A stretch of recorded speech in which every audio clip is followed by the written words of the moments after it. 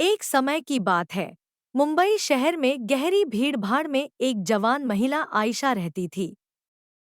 बचपन से ही वह फैशन की दुनिया में लॉस्ट रहती थी। जब भी उसे खाली समय मिलता था, तो वह अपने नोटबुक में डिज़ाइन बनाने के अवसर को नहीं छोड़ती थी। जब वह बड़ी हो गई, तो उसकी प्रेरणा और भी बढ़ गई और उसने एक प्रसिद्ध फैशन डिज़ाइनर बनने का सपना देखा। लेकिन उसके सपनों के विपरीत आयशा की जिंदगी ने एक अप्रत्याशित मोड़ लिया जब उसे कबीर के साथ विवाह कर दिया गया, एक आकर्षक लेकिन परंपरागत परिवार से। आयशा की सास मिसेस कपूर सख्त सिद्धांतों और पारंपरिक मूल्यों की महिला थी। उनका मानना था कि एक स्त्री का काम सिर्फ परिवार की देखभाल और घरेलू कामों में होना चाहिए, और उन्हें समझ में नहीं आता था कि आयशा फैशन में रुचि के लिए क्यों थी। शुरू में आयशा ने अपने सपनों को पूरा करने की इच्छा को दबा दिया और परिवार की जिम्मेदारियों को समय देने लगी।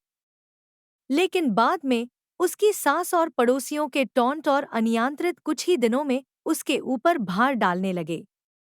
वे उसे उसके डिजाइन पर बहुत समय बर्बाद करने का दोष देते और उसे घरेलू काम करने के लिए आमादा करते थे। आयशा को बार बार फील होने लगा कि उसके बीच की सपनों और उसके द्वारा निभाई जाने वाली जिम्मेदारियों के बीच का विवाद न खत्म होने वाला था। एक दिन पुराने पारिवारिक सामग्री की साफ सफाई करते समय आयशा ने अटिक के कोने में अपनी दादी माँ की पुरानी सिलाई मशीन पाई।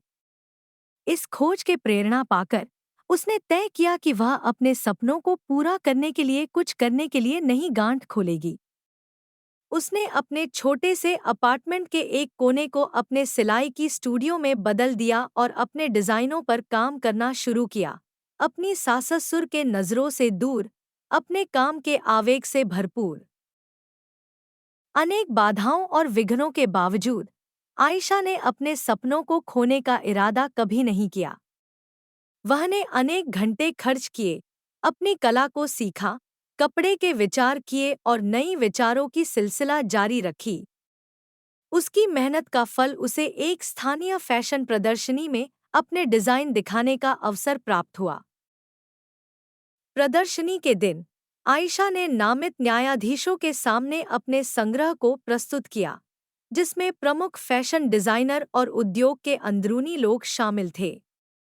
उसे हैरानी और आनंद का अनुभव हुआ जब उसके डिजाइनों को प्रशंसा मिली और उसे साल के युवा डिजाइनर का खिताब मिला।